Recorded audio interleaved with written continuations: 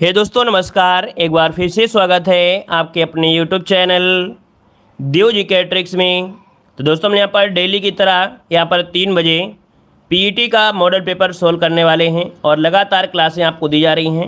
Morning में 11 बजे भी क्लास होती है जो कि आपके मॉडल पेपर की 11:45 में जीके की क्लास आपकी स्टार्ट कर दी गई है। उसकी भी प्ले लिस्ट बनी है तो उसको भी आप लोग देख सकते हैं। और साथ में 3 बजे भी मॉडल पेपर आपका चलता है, ठीक है ना। चलिए, सभी को जय हिंद, सभी को जय हिंद, सभी को जय हिंद, सभी को वंदे मातरम। रेडी हैं आप सभी लोग? चलिए अभी स्टार्ट करते हैं। देखिए आपका क्वेश्चन दिया गया है कि में ब्रिटिश सरकार ने भारत में सरकार की संरचना में कुछ सुधारों की घोषणा की जिन्हें मार्ले मिंटो सुधार के रूप में जाना जाता था। यहाँ पर जो आंसर आपका है राइट आंसर में से क्या हो जाएगा? चलिए यहाँ पर देखो दिया गया 1 नंबर में जो ऑप्शन है आपका राइट क्या हो जाएगा। तो देखिए मार्ले मिंटो सुधार क्या है आपका 1909, क्या है 1909, जो कि ऑप्शन क्या है बी नंबर हो जाएगा, ऑप्शन बी। आगे बढ़ते हैं, क्वेश्चन दिया है निम्नलिखित में से कौन सा एक गैर भारतीय धर्म है?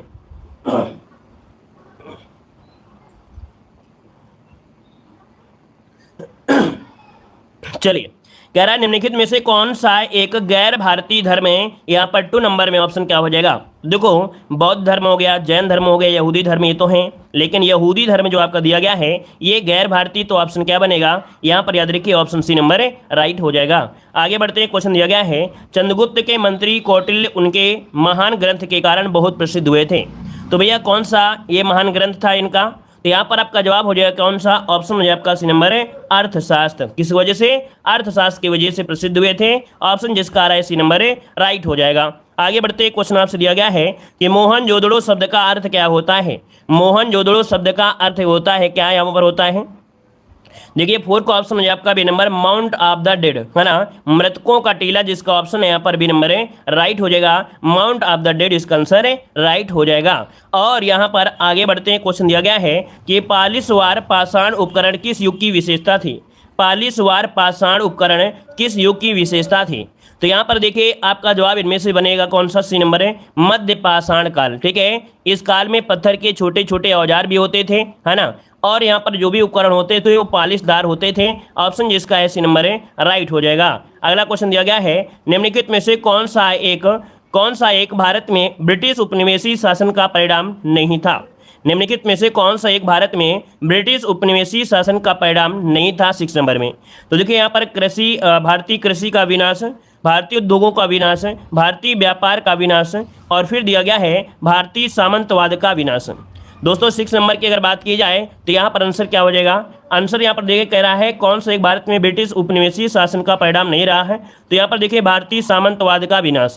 जब ब्रिटिश लोग यहाँ पर आए कहीं ना कहीं तो देखा जाए कृषि का भी विनाश हुआ, उद्योगों का भी हुआ, व्यापार हुआ। यहाँ पर ऑप्शन डी नंबर इसका राइट हो जाएगा। आगे बढ़िए, क्वेश्चन दिया गया है कह रहा है कि 1813 से पहले ब्रिटिश द्वारा निम्नलिखित में से कौन सा उपाय भारतीयों का आर्थिक रूप से शोषण करने के लिए नहीं अपनाया गया था? मतलब 1813 से पहले जो ब्रिटिश लोग थे इनका भारतीयों द्वारा भारतीयों का आर्थिक रूप से शोषण करने के लिए नहीं अपनाया गया था 7 नंबर में। तो देखो यहाँ पर आपका जो दिया गया है आंसर हम आपको बताते हैं, आंसर हो जाएगा आपका डी नंबर। याद रखिएगा यहाँ पर जो आंसर आपका है मुक्त व्यापार नीति, कौन सा है? आंसर डी हो जाएगा मुक्त व्यापार नीति। ये 1813 के पहले आपका ये उनका उद्देश्य नहीं था। यहाँ पर आंसर डी नंबर आपका राइट हो जाएगा। आगे बढ़िए, क्वेश्चन आपसे दिया गया है कि दादा भाई नौरोजी द्वारा उनकी कृति property and unBritish rule India में प्रस्तुत किए गए अपवाहन सिद्धांत शब्द को निम्नलिखित कथनों में से कौन सा एक समुचित रूप से परिभाषित करता है? यहाँ पर देखिए क्वेश्चन नंबर 8 दिया गया है और 8 का ऑप्शन हो जाएगा यहाँ पर पहला ही पॉइंट हो जाएगा कि परिभाषित करता है कि भारत की राष्ट्रीय संपत्ति या कुल वार्षिक उत्पाद का एक हिस्सा ब्रिटेन को निर्यात किया जाता था जिसके लिए भारत को कोई महत्वपूर्ण प्रतिफल नहीं मिलता था। उनकी पुस्तक में दिया गया है कि भारत की राष्ट्रीय संपत्ति या कुल वार्षिक उत्पाद का एक हिस्सा ब्रिटेन को निर्यात किया जाता था जिसके लिए भारत को कोई महत्वपूर्ण प्रतिफल नहीं मिलता था। ये इनके इसमें लिखा था। अगला क्वेश्चन दिया गया है कह रहा है भारत में उपनिवेशी शासन में होम चार्जेज भारत से संबंधित दोहन का महत्वपूर्ण अंग था। निम्नलिखित में से कौन सी निधि या निधियां होम चार्जेज की संगठन थी? देखो यहाँ पर कुछ इस प्रकार से आपका कोड दिया गया है और इस कोड वाले में जो आंसर आपका बनेगा इनमें से कौन सा बनेगा? तो दोस्तों यहाँ पर केवल फर्स्ट आंसर है। क्या हो जाएगा? यहाँ पर सिर्फ आपका फर्स्ट आंसर हो जाएगा कि यहाँ पर जो आपका दिया है कि लंदन में ईस्ट इंडिया लंदन में इंडिया ऑफिस के भरण पोषण के लिए प्रयोग में लाई जाने वाली जो निधियां थी, क्वेश्चन बड़ा था, है ना। लगभग अभी तक क्वेश्चन सब बड़े थे, लेकिन अब इतने बड़े क्वेश्चन नहीं मिलेंगे। चलिए अब थोड़ा सा क्वेश्चन है, लेकिन बस क्वेश्चन आपको ऐसे हैं। यहाँ पर देखो दिया गया है, किस कंपनी ने सर्वप्रथम भारत में रेल सेवा प्रारंभ किया था।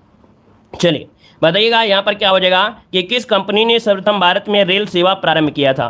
तो यहाँ पर जवाब इनमें से क्या हो जाएगा, जवाब हो जाएगा D number, great Indian peninsular railway. Option बनेगा आपका डी नंबर राइट हो जाएगा। और आपको याद होगा कि 16 अप्रैल 1853 को बम्बई से थाने के बीच ये आपकी रेल मार्ग की शुरुआत की गई थी, जो कि कंपनी का नाम है ग्रेट इंडियन पेनिनसुलर रेलवे। आगे बढ़िए, क्वेश्चन दिया गया है कि 2011 की जनगणना रिपोर्ट के अनुसार निम्नलिखित में से किस राज्य में जनसंख्या घनत्व सर्वाधिक है। चलिए यहाँ पर जवाब देना है, आपका जो आंसर बनेगा राइट आंसर इनमें से क्या हो जाएगा। चलिए सभी को जय हिंद, सभी को जय हिंद, सभी को जय हिंद भाई। लाइक शेयर भी तो कर दीजिए आप लोग। चलिए आप लोग लाइक शेयर भी तो कर दीजिए, जितने लोग जुड़ गए हैं सभी लोग भाई लाइक शेयर कर दीजिएगा, जितने लोग यहाँ पर जुड़े हैं। चलिए जितने लोग यहाँ पर जुड़े हैं लाइक शेयर सभी लोग कर दीजिए दोस्तों, और इसके बाद अगले क्वेश्चन का जवाब दीजिए सभी लोग। चलिए देखिए जवाब लगभग सभी का सही है। यहाँ पर देखिए आपका जो आंसर आपका दिया गया 11 नंबर में, वो राइट हो जाएगा कौन सा, डी नंबर है। यहाँ पर बिहार हो जाएगा, क्या हो जाएगा, बिहार। इसका जो आंसर है राइट हो जाएगा बिहार हो जाएगा, ठीक है ना। यहाँ बिहार में कितने, तो पर किलोमीटर के हिसाब से 1102 लोग निवास करते हैं। फिर इसके बाद पश्चिम बंगाल में, है ना, तो ऑप्शन हो जाएगा डी नंबर है। अगला क्वेश्चन आपसे दिया गया है, आंध्र प्रदेश का निम्नलिखित में से कौन सा क्षेत्र सक्रिय रूप से पेट्रोलियम के उत्पादन से जुड़ा हुआ है। चलिए कह रहा है आंध्र प्रदेश का निम्नलिखित में से कौन सा क्षेत्र सक्रिय रूप से पेट्रोलियम के उत्पादन से जुड़ा हुआ है 12 नंबर में। तो ऑप्शन क्या हो जाएगा, b number Krishna Godavari basin. क्या हो जाएगा, कृष्णा गोदावरी बेसिन। ये भारत का पेट्रोलियम उत्पादक क्षेत्र, याद रखिएगा। और आगे बढ़ते हैं, क्वेश्चन आपसे अगला पूछा गया है, यूरोप के उच्चतम पर्वत शिखर में से एक माउंट एल्ब्रुस जो है ये कहाँ पर स्थित है। बताइएगा कि यूरोप के उच्चतम पर्वत शिखरों में से एक है आपका माउंट एल्ब्रुस, ठीक है, माउंट एल्ब्रुस। ये स्थित कहाँ पर है, 13 का ऑप्शन दीजिएगा। चलिए 13 का भी ऑप्शन यहाँ पर देखिए कुछ लोग जवाब दे रहे हैं। दोस्तों ये जो आपका पर्वत है एक प्रकार से ज्वालामुखी पर्वत है, ठीक है ना, और ये काकेशस क्षेत्र में, कहाँ पर है, काकेशस क्षेत्र में आपका आता है, जो कि ऑप्शन बनेगा सी, आपके रूस में है। कहाँ पर है, आपके रूस में है। तो आपका जवाब बनेगा कौन सा, सी नंबर है, राइट हो जाएगा। यहाँ पर आगे बढ़ते हैं, क्वेश्चन आपसे अगला पूछा गया है, निम्नलिखित में से कौन सी घाटी हिमालय पर्वत श्रृंखला में स्थित नहीं है। कौन सी घाटी हिमालय पर्वत श्रृंखला में स्थित नहीं है 14 नंबर में। चलिए देखो यहाँ पर आपका दिया गया है, करेवास दिया गया है, फिर भागीरथी दिया है, काठमांडू है और अराकू दिया गया है। तो यहाँ पर देखिए आपका जवाब इनमें से क्या हो जाएगा, हिमालय पर्वत श्रृंखला में नहीं है। तो हिमालय पर्वत श्रृंखला में देखिए जो ऑप्शन डी दिया गया अराकू, ये अराकू घाटी आंध्र प्रदेश राज्य के विशाखापट्टनम जिले में है, जो कि एक पर्वतीय स्थान है, ठीक है ना। ये हिमालय पर्वत का नहीं है, याद रखिए। इसका जो ऑप्शन है आपका डी नंबर। अदर जो आपके हैं कहीं ना कहीं हिमालय पर्वत घाटी के भाग है, लेकिन अराकू ये आंध्र प्रदेश के कह सकते हैं राज्य में विशाखापट्टनम जिले में एक पर्वतीय स्थान है। यहाँ पर आगे बढ़ते हैं, क्वेश्चन दिया गया है, कैराब से चोल नाइकन, कुरुम्बा, कुटुनाइकन, कादर और कोरगा भारत के किस भाग के आदिम जनजाति समूह हैं।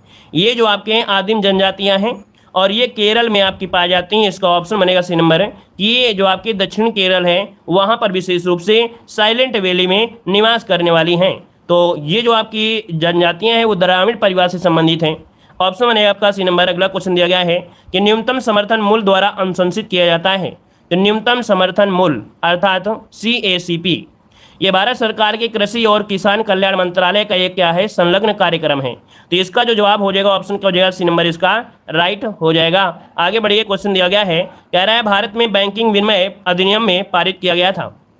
चलिए यहाँ पर जवाब देना कह रहा है आपसे, भारत में बैंकिंग विनिमयन अधिनियम में पारित किया गया था।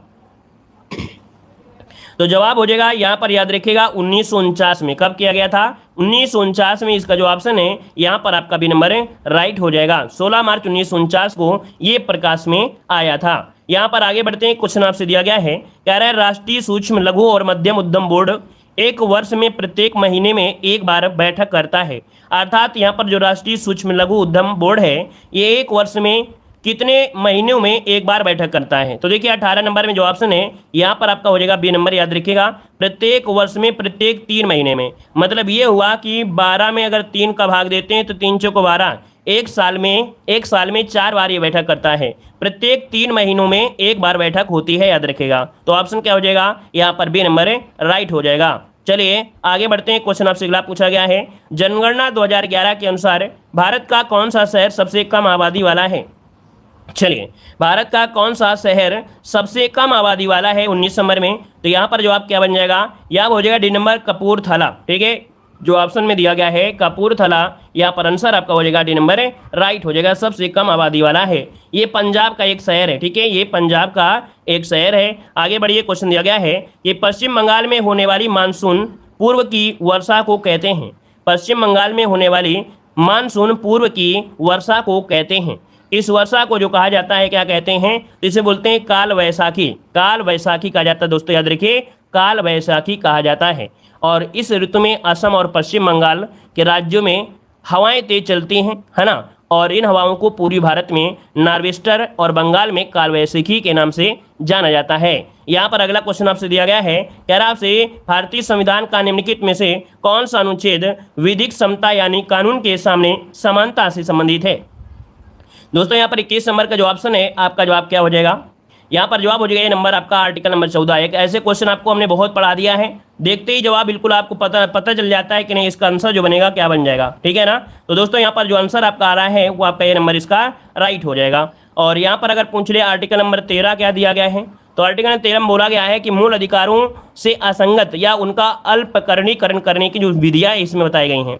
17 में स्पष्टता अंत है और 26 में धार्मिक कार्यों के प्रबंध की स्वतंत्रता है। अगला आपसे दिया गया है, अंतर्राष्ट्रीय शांति और सुरक्षा को बढ़ावा देने के लिए प्रबंधित प्रावधान भारतीय संविधान के निम्नलिखित में से किसके एक भाग के रूप में उल्लिखित हैं? मतलब अंतर्राष्ट्रीय शांति और सुरक्षा ये आर्टिकल नंबर 51 में होता है, और आर्टिकल नंबर जो 51 होगा वो किस में होगा? तो आपके राज्य के निर्देशक तत्व में होगा। राज्य के निर्देशक तत्व जो आपके 36 से 51 तक होते हैं उन्हीं के अंतर्गत आपका आता है। तो ऑप्शन क्या हो जाएगा? बी नंबर इसका राइट हो जाएगा। ठीक है, आगे बताइए, क्वेश्चन दिया गया है, कह रहा है भारत में किसी राज्य के राज्यपाल का नियुक्ति प्राधिकारी निम्नलिखित में से कौन होता है? चलिए बताइए, भारत में किसी राज्य के राज्यपाल का नियुक्ति प्राधिकारी कौन होता है 23 नंबर में? तो जवाब इनमें से क्या हो जाएगा?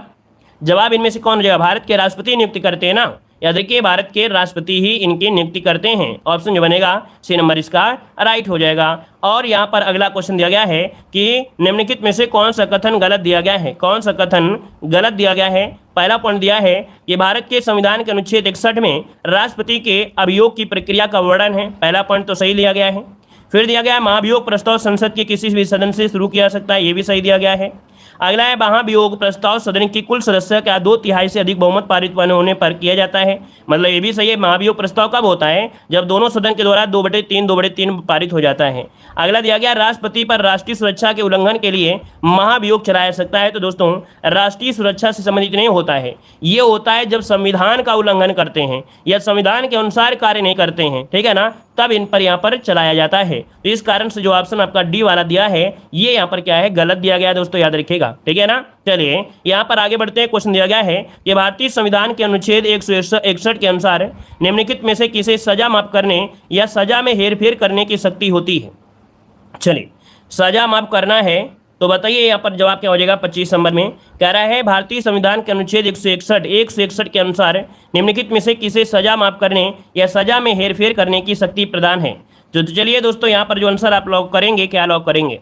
चलिए, तो दोस्तों यहाँ पर जो आपका जवाब आ रहा है लगभग सभी का जवाब यहाँ पर गलत आ रहा है ना, जबकि हमने यहाँ पर आपसे बोला भी है, यहाँ पर 161 में हाईलाइट कर दिया है। जब 161 दिया है दोस्तों तो जवाब क्या बनेगा? सी नंबर बनेगा ना, यहाँ पर सी नंबर बनेगा। विभिन्न राज्यों के राज्यपाल होते हैं जो सजा को माफ कर सकते हैं, हेरफेर कर सकते हैं, लेकिन मृत्युदंड का जो अधिकार है उसे माफ करने का अधिकार सिर्फ राष्ट्रपति के पास होता है। यहाँ पर जो दिया गया 161 दिया गया है, क्या दिया है? 161 दिया गया है, ठीक है ना। जब 161 दिया गया है, 161 दिया गया है तो फिर आप लोग राष्ट्रपति क्यों लगा रहे हैं? राष्ट्रपति को राष्ट्रपति द्वारा जो सजा को माफ करने के लिए दिया गया है वो दूसरा दिया गया है ना। तो यहाँ पर देखिए ऑप्शन क्या हो जाएगा? आपका सी नंबर हो जाएगा। सब सही नहीं बता रहे हैं, कुछ सही बता रहे हैं। इसमें एक लोगों के अंदर की बात नहीं हो रही कि हमें एक लोग को पर्सनल लेकर कह रहे हैं। 50% ऐसे लोग थे जो यहाँ पर सी बता रहे थे और 50% यहाँ पर ये बता रहे थे, ठीक है ना। तो इसका जो ऑप्शन हो जाएगा क्या होगा? सी नंबर इसका राइट हो जाएगा। आपने बाद में कमेंट देखा, हमने पहले देखा है। देखिए स्टार्टिंग में सभी के कमेंट ए नंबर आ रहे थे, ए आ रहे थे। ठीक है, चलिए आगे बढ़िए। क्वेश्चन दिया गया है, यहाँ पर देखो दिया गया है, कह रहा आपसे यहाँ पर वह गैस जो चूने के पानी को दूधिया रंग में परिवर्तित कर देता है। चलिए बताइएगा कि वह गैस जो चूने के पानी को दूधिया रंग में परिवर्तित कर देता है। तो जवाब इनमें से क्या हो जाएगा 26 नंबर में। तो 26 की अगर बात किया जाए तो ऑप्शन यहाँ पर क्या हो जाएगा, ऑप्शन सी हो जाएगा कार्बन डाइऑक्साइड। क्या हो जाएगा, कार्बन डाइऑक्साइड। ये ऑक्सीजन से संयोजित होकर कार्बन के यौगिक हैं और ये मुख्य रूप से 3 वर्णों में होते हैं। तो इसका जो ऑप्शन है आपका सी नंबर है, राइट हो जाएगा। अगला दिया गया है, दुग्ध उत्पादन मादा मवेशी कहते हैं। दुग्ध उत्पादन मादा मवेशी को कहते हैं, क्या कहते हैं? चलिए बताइए इसका आंसर राइट क्या हो जाएगा। चलिए देखिए 27 नंबर जो ऑप्शन दिया गया है यहाँ पर ऑप्शन सी हो जाएगा, इसे बोलते हैं दुधारू पशु अर्थात मिल्क एनिमल। ऑप्शन बनेगा यहाँ पर, याद रखिए सी नंबर है, राइट हो जाएगा। आगे बढ़िए, क्वेश्चन दिया गया है, वनस्पति प्रवर्धन के बारे में निम्नलिखित विशेषताओं से कौन सी उपयुक्त नहीं है। मतलब वनस्पति प्रवर्धन के बारे में निम्नलिखित विशेषताओं में से कौन सी उपयुक्त नहीं है 28 नंबर में। पहला पॉइंट दिया गया है, यह हमें विभिन्न रंगीन फूलों के विभिन्न संयोजनों को प्राप्त करने में मदद करता है। पौधों की बीज रहित किस्मों को इस विधि से उगाया जा सकता है। यह नए पौधों के संवर्धन का एक तेज और सस्ता तरीका है और यह एक प्रकार का अलैंगिक प्रजनन है। अब इस क्वेश्चन की अगर हम बात करें तो ऑप्शन में से क्या हो जाता है, यहाँ पर देखिए आपका जवाब इनमें से हो जाएगा पहला नंबर आपका ये उपयुक्त नहीं है। कह रहा आपसे यह हमें वनस्पति प्रवर्धन के बारे में कौन सा सही नहीं है, तो यह हमें विभिन्न रंगीन फूलों के विभिन्न संयोजनों को प्राप्त करने में मदद करता है। दोस्तों यहाँ पर प्रवर्धन मतलब ये हो जाएगा कि इस प्रकार का अलैंगिक प्रजनन सिर्फ पौधों में होता है। कायिक प्रवर्धन में पुराने पौधे के हिस्से होते हैं, जैसे तना हो गया, जड़ हो गया, पत्ती हो गया, इसका प्रयोग करके नए पौधे को उगाने में किया जाता है। ठीक है, तो ऑप्शन हो जाएगा आपका ए नंबर, ये गलत दिया गया है। चलिए यहाँ पर आगे बढ़ते हैं। क्वेश्चन आपसे अगला पूछा गया है, यहाँ पर दिया है, निम्नलिखित में से किस समूह का गलत जीवों द्वारा प्रतिनिधित्व किया जाता है। यहाँ पर जवाब देना है। चलिए यहाँ पर जो आपका आंसर है इनमें से 29 नंबर में क्या हो जाएगा। चलिए 29 नंबर की अगर बात किया जाए तो आंसर इनमें से क्या हो जाएगा। देखिए 29 नंबर की अगर बात करें तो ऑप्शन हो जाए आपका यहाँ पर सी नंबर। कह रहा आपसे एम्फीबिया टोड दिया है और सैलामेंडर आपका गिरगिट दिया गया है। मतलब 29 नंबर की अगर बात करें उभयचर वर्ग, इस वर्ग के सदस्य जल और थल दोनों में पाए जाते हैं, इसलिए इनका नाम एम्फीबिया या उभयचर दिया जाता है। तो आपका जवाब क्या हो जाएगा, यहाँ पर सी नंबर यहाँ पर हो जाएगा। अदर जो आपके दिए हैं मैमेलिया, ये आपकी चमगादड़ है, डॉल्फिन व्हेल है। इकानोडर्मेटा ये आपकी स्टारफिश है, समुद्री है ना, ककड़ी जो आपको बोलते हैं, समुद्री अर्चिन है। यहाँ पर जो आपका सी दिया है वो आपका गलत दिया गया है। चलिए जो एम्फीबिया वर्ग में होते हैं उसमें कौन होते हैं, जो उभयचर होते हैं। उभयचर मतलब जो स्थल और जल दोनों में पाए जाते हैं उन्हें कहते हैं। चलिए आगे बढ़ते हैं। क्वेश्चन आपसे अगला पूछा गया है, आनुवंशिक। कह रहा है आनुवंशिकता की मूलभूत संरचनात्मक और प्रयोगात्मक इकाई निम्नलिखित में से कौन से हैं। कह रहे हैं आनुवंशिकता की मूलभूत संरचनात्मक और कार्यात्मक इकाई निम्नलिखित में से क्या होता है। तो यहाँ पर देखिए ऑप्शन हो जाएगा जीन। क्या होता है, जीन। मतलब यहाँ पर जो आनुवंशिक गुण होते हैं उनको दूसरी जगह ट्रांसफर करने के लिए कौन आपके महत्वपूर्ण होते हैं, तो आपके जीनों के द्वारा ही ट्रांसफर होते हैं। ठीक है, क्वेश्चन थोड़ा कठिन नहीं है, क्वेश्चन थोड़े से दिमाग को दही में कन्वर्ट करने वाले क्वेश्चन है, बस कठिन नहीं, इनको कठिन नहीं कहेंगे। ठीक है ना। अगला है, भारतवर्ष में सबसे ऊंचा जलप्रपात कौन सा है। चलिए भारत में सबसे ऊंचा जलप्रपात इनमें से कौन है 31 नंबर में। चलिए जवाब क्या हो जाएगा, यहाँ पर जोग है। यहाँ पर देखिए जोग जलप्रपात, क्योंकि कुंचिकल प्रपात तो दिया नहीं गया है ना, कुंचिकल प्रपात तो आपको दिया नहीं गया है, तो ऑप्शन क्या हो जाएगा।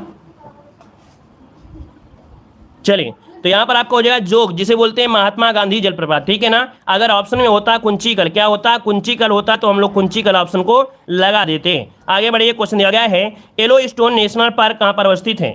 येलोस्टोन नेशनल पार्क कहाँ पर अवस्थित है, 32 को ऑप्शन देना है। चलिए येलोस्टोन नेशनल पार्क कहाँ पर है, यूएसए में है। यहाँ पर जो आंसर आपका आ रहा है डी नंबर है, राइट हो जाएगा, डी नंबर हो जाएगा। यहाँ पर आगे बढ़ते हैं। क्वेश्चन आपसे अगला पूछा गया है, सुराताल पश्चिम बिहार स्थित है। सुराताल पश्चिम बिहार कहाँ पर है। चलिए 33 नंबर लॉक करना है। चलिए सुराताल पश्चिम बिहार 33 नंबर में ऑप्शन क्या बनेगा, ये बलिया जिले में है। ऑप्शन बनेगा बी नंबर, बलिया, जिसका ऑप्शन आ रहा है बिल्कुल राइट हो जाएगा, बलिया जिले में है, याद रखिएगा। और आगे बढ़ते हैं। क्वेश्चन आपसे दिया गया है, निम्नलिखित पुस्तकों और उनके लेखकों के युग्मों में से कौन सा सुमेलित दिया गया है। यहाँ पर कौन सा सुमेलित है। तो देखिए 34 वाले में कुछ इस प्रकार से क्वेश्चन दिए गए हैं। ठीक है, तो यहाँ पर देखिए पहला पॉइंट दिया गया है हिमालय ओडिसी MP वीरेंद्र कुमार है। द कारगिल विक्ट्री वेक्टल from peak to peak colonel SC Tyagi की है। पहला सही है, दूसरा सही है, तीसरा one life in not enough ये नटवर सिंह की है। तो इसका जो होगा 1 2 3 4 होगा, 1 2 3 यहाँ पर देखिए 1 2 3 आपका सही है। जो ऑप्शन डी वाला दिया गया था वो गलत दिया है, इसका सिर्फ 1 2 3 ही आपका सही होगा। ठीक है, चलिए आगे बढ़िए। क्वेश्चन दिया गया है सूची फर्स्ट को सूची सेकंड से यहाँ पर सुमेलित करना है। तो चलिए यहाँ पर देखो दिया गया है आपके सामने कुछ पॉइंट, जिनको क्या करना है, आपको मिलान करना है कि कौन सी चीज़ कहाँ पर आपको मिलती है। पहला पॉइंट आपसे देखो दिया गया है, चलो ऑप्शन दिखा दें हल्का सा। चलिए देखो यहाँ पर दिया है स्टील अथॉरिटी इंडिया, डायरेक्ट हम बता दें। चलिए देखो यहाँ पर दिया है स्टील अथॉरिटी ऑफ इंडिया, आपसे पूछा गया है steel authority of India limited, ये आपके दिल्ली कहाँ पर है, दिल्ली कहाँ पर है, यहाँ पर 4 हो जाएगा। हिंदुस्तान जिंक लिमिटेड ये कहाँ पर आपके है, उदयपुर में है, इसका 2 हो जाएगा। और यहाँ पर जो आपका दिया गया है कौन सा भाई, यहाँ पर आपसे दिया गया है कौन, हैवी इंजीनियरिंग कारपोरेशन लिमिटेड, ये कहाँ पड़ता है आपके रांची में, तो इसका हो जाएगा 3 हो जाएगा। और जो आपका इंस्ट्रूमेंटेशन लिमिटेड है ये कहाँ पर है आपके कोटा में, तो इसका 1 हो जाएगा। इसका जो बनेगा यहाँ पर 4 2 3 1 बनेगा, 4 2 3 1, 4 2 क्या था भाई, 4 2 3 1, ऑप्शन यहाँ पर सी बनेगा। अगला क्वेश्चन दिया गया है भारत का सबसे छोटा केंद्र शासित क्षेत्र इनमें से कौन सा है।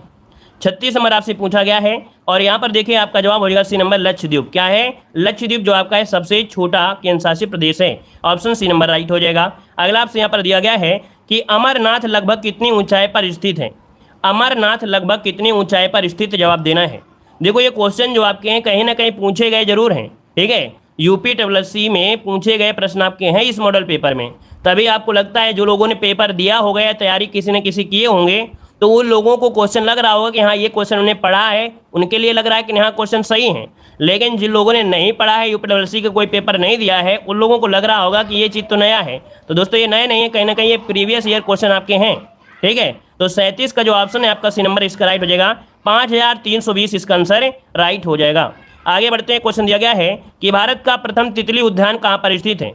भारत का प्रथम तितली उद्यान पूछा गया है 38 नंबर में। तो ये देखिए आपका जवाब हो जाएगा बन्नघट्टा जैविकी उद्यान जो कि बेंगलुरु में है। ये भारत का प्रथम तितली उद्यान है, ऑप्शन में आपका ये नंबर राइट हो जाएगा। अगला क्वेश्चन दिया गया है काली क्रांति किससे संबंधित है। काली क्रांति जो संबंधित है किससे संबंधित है, यहाँ पर जवाब देना है। चलिए वीडियो को भी लाइक शेयर करते रहिए दोस्तों। कठिन मॉडल पेपर हुआ तो क्या हुआ, है ना, लाइक शेयर बराबर आना चाहिए। चलिए 39 नंबर दीजिए, क्या हो जाएगा। तो दोस्तों यहाँ पर जो आप आंसर आपका सी हो जाएगा आपके कच्चा तेल उत्पादन से है। किससे है, कच्चा तेल उत्पादन से है, आपका जवाब हो जाएगा सी नंबर हो जाएगा।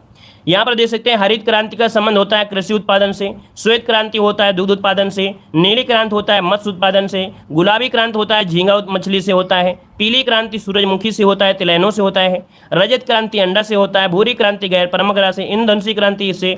तो आपका जवाब हो जाएगा क्या, सी नंबर हो जाएगा। आगे बताइएगा। यहाँ पर दिया गया निम्नलिखित में से किस राज्य में जनजातीय समुदाय की पहचान नहीं की गई है। अर्थात ऐसा कौन सा राज्य है जहाँ पर जनजातीय समुदाय नहीं है। तो यहाँ पर हरियाणा जो आपका है, हरियाणा यहाँ पर जनजातीय समुदाय आपका नहीं पाई जाती, याद रखिएगा। ठीक है, ऑप्शन बनेगा यहाँ पर आपका सी नंबर है। अगला है पाकिस्तानी सीनेट में विपक्ष की पहली महिला नेत्री, पहला महिला आपकी कौन है। पाकिस्तानी सीनेट में विपक्ष की पहली महिला नेत्री इनमें से कौन सी हैं। तो आपका जवाब इनमें से क्या हो जाएगा। चलिए यहाँ पर जवाब हो जाएगा शेरी रहमान। कौन है, शेरी रहमान। ये पाकिस्तानी सीनेट में विपक्ष की पहली महिला नेत्री है, याद रखिएगा।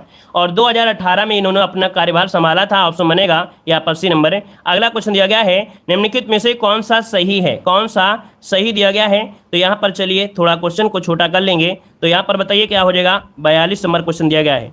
42 नंबर क्वेश्चन दिया गया। पहला है कि जाकिर हुसैन भारत के पहले मुस्लिम राष्ट्रपति थे।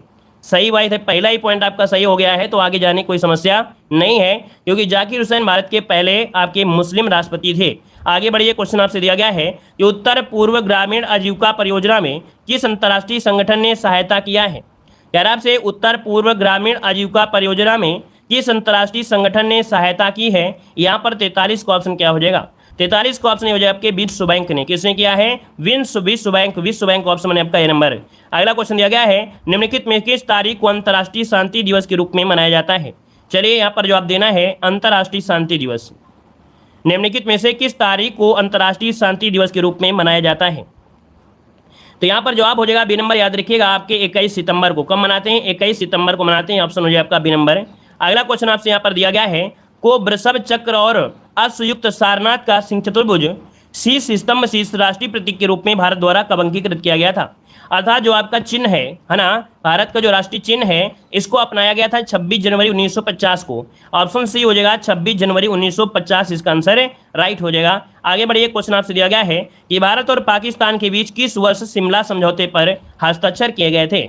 46 नंबर का जो ऑप्शन है इनमें से राइट क्या हो जाएगा? तो यहाँ पर देखिए, जो भारत और पाकिस्तान के बीच शिमला समझौता हुआ था, इस पर हस्ताक्षर हुए थे 1972 में। जवाब हो जाएगा बी नंबर, 1972 हो जाएगा।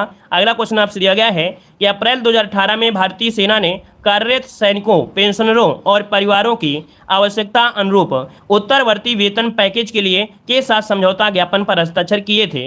ये किए थे आपके किसके? तो HDFC बैंक के साथ किए थे। यहाँ पर पहला ऑप्शन इसका राइट हो जाएगा, HDFC के साथ किया था। अगला क्वेश्चन दिया गया है, एक संस्था है जो खुफिया ब्यूरो अनुसंधान एवं विश्लेषण, सेना, नौ एवं हवाई सूचना के निदेशालयों से प्राप्त खुफिया जानकारी का विश्लेषण करती है। अब यहाँ पर 48 नंबर क्वेश्चन ये नहीं कह सकते हो कि सर आपने ये नहीं पढ़ाया है। अब आप लोग देख सकते हैं कि ऐसा क्वेश्चन आपको शायद कल ही हमने पढ़ाया था, तो आज गलती आप लोग नहीं करना है, क्योंकि यहाँ पर आपसे पूछा गया है, क्या पूछा गया है कि खुफिया ब्यूरो की भी ये क्या करती है? जाँच करती है। साथ में यहाँ पर जो रा है उसका भी जांच करती है, सेना है, नौसेना है, हवाई या सूचना, इनका भी जानकारी करती है। तो कौन करती है यहाँ पर 48 में? यहाँ पर देखो, कल हमने बताया था कि संयुक्त आसूचना समिति अर्थात JIEC है आपका, है ऑप्शन सी बनेगा। भाई यहाँ पर ऑलरेडी दे दिया है ना, जो आप लोग लगा रहे हो बी नंबर, तो वी दे दिया खुफिया ब्यूरो। ये जो आपकी ऐसी संस्था है जो ऑलरेडी खुफिया ब्यूरो की भी जांच कर लेती है, ठीक है ना। कौन? यहाँ पर JIC जो आपकी है, ये सभी जितनी भी खुफिया एजेंसी है उनकी भी जांच ये कर लेती है, ठीक है ना। तो ऑप्शन यहाँ पर सी नंबर हो जाएगा, इसीलिए यहाँ पर सब चीज दे दिया गया है। ऑप्शन हो जाए आपका सी नंबर। चलिए, इस क्वेश्चन को हमने कल भी बताया था। अगर आप लोगों ने कल का मॉडल पेपर लगाया है तो आप लोग जुड़े होंगे, तो आप लोग कमेंट बॉक्स में कमेंट जरूर करिएगा कि कल हमने इस चीज़ को बताया था आप लोगों से। चलिए, अगला क्वेश्चन दिया गया है कि अगले 7 वर्षों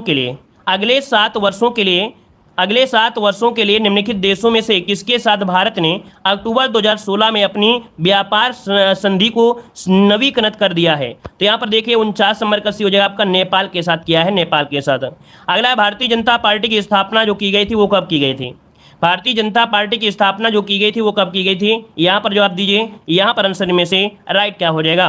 तो चलिए, जवाब हो जाएगा क्या? यहाँ पर डी नंबर। क्या हो जाएगा? डी नंबर हो जाएगा। 1980 में इसकी स्थापना हुई थी। जवाब हो जाएगा आपका 1980 हो जाएगा। अगला दिया गया है, उपल और उत्पल युग्म का सही अर्थ क्या होता है? यहाँ पर कह रहा है उपल और उत्पल युग्म का सही अर्थ आपसे पूछा गया है। तो जवाब यहाँ पर क्या हो जाएगा? 76 नंबर में। तो 76 का देखिएगा, यहाँ पर उपल मतलब होता है ओला और उत्पल मतलब होता है कमल। इसका पहला ही जो ऑप्शन दिया गया है यहाँ पर राइट हो जाएगा। आगे बढ़िए, क्वेश्चन दिया गया है, किस लोकोक्ति का अर्थ वैभव क्षणिक होता है? वैभव क्षणिक, इस लोकोक्ति का अर्थ आपसे पूछा गया है। तो यहाँ पर क्या हो जाएगा कि 4 दिन की चांदनी फिर अंधेरी रात। ऑप्शन बनेगा यहाँ पर डी नंबर राइट हो जाएगा। अगला क्वेश्चन दिया गया है, शुद्ध वर्तनी का चयन करना है। शुद्ध वर्तनी यहाँ पर पूछा गया, आपका जवाब क्या हो जाएगा? तो देखिए 78 का ऑप्शन बनता है क्या? यहाँ पर बनेगा अछुंड। कौन सा? यहाँ पर ये वाला अछुंड बनेगा, सी वाला बनेगा। याद रखिए, जो सी नंबर आपका दिया है अछुंड, ये वाला सही हो जाएगा, ठीक है। बी मत सही करिए, यहाँ पर सही करना है आपको सी नंबर। बोलने में आप लोगों को लगता है बी, लेकिन आपका हो जाएगा सी। अगला क्वेश्चन दिया गया है कि वाक्य को पढ़कर उस खंड का चयन करें जो व्याकरण या शब्द ज्ञान के नियमों के अनुसार त्रुटिपूर्ण है। सभी खंड आपके त्रुटिपूर्ण हो तो आपको बताना है। चलिए देख लेते हैं। 79 में पहला पॉइंट दिया गया है कि यह एकदम संभव सा प्रतीत होता है। यह एकदम संभव सा प्रतीत होता है, सामने शिकार देखकर भी शेर चिघाड़ना शुरू कर दिया, शेर चिघाड़ना शुरू ना करें। क्या है? फिर क्वेश्चन पढ़े भाई। कह रहा है वाक्य को पढ़कर उस खंड का चयन करें जो व्याकरण अथवा शब्द ज्ञान के नियमों के अनुसार त्रुटिपूर्ण हो। यदि सभी त्रुटिपूर्ण रहित हों तो कोई त्रुटि नहीं हो, उत्तर के रूप में चिन्हित करिएगा। चलिए, मतलब आपको त्रुटि यहाँ पर देखना है और त्रुटि नहीं है तो आपको डी लगा देना है। तो यहाँ पर आपसे कह रहा है कि यह एकदम संभव सा प्रतीत होता है कि सामने शिकार देखकर भी शेर चिघाड़ना शुरू ना करे। तो देखो यहाँ पर जो ऑप्शन सी वाला दिया गया है, जब सामने शिकार देखेगा तो चिघाड़ना तो शुरू ही करेगा, मतलब चिघाड़ेगा नहीं दहाड़ेगा, क्या करेगा, दहाड़ेगा, क्योंकि जो शेर होते हैं वो दहाड़ते हैं, ठीक है ना। तो इस कारण से ऑप्शन सी नंबर गलत दिया गया है, ठीक है। यहाँ पर आगे बढ़ते हैं, क्वेश्चन दिया गया है कलम का सिपाही के लेखक कौन है। कलम का सिपाही के जो लेखक हैं इनमें से कौन हो जाएंगे 80 नंबर में। तो आपका जवाब क्या हो जाएगा, यहाँ पर हो जाएगा अमृत राय। सभी को जय हिंद, सभी को वंदे मातरम। साहब सभी लोग लाइक से जरूर करिएगा, ठीक है।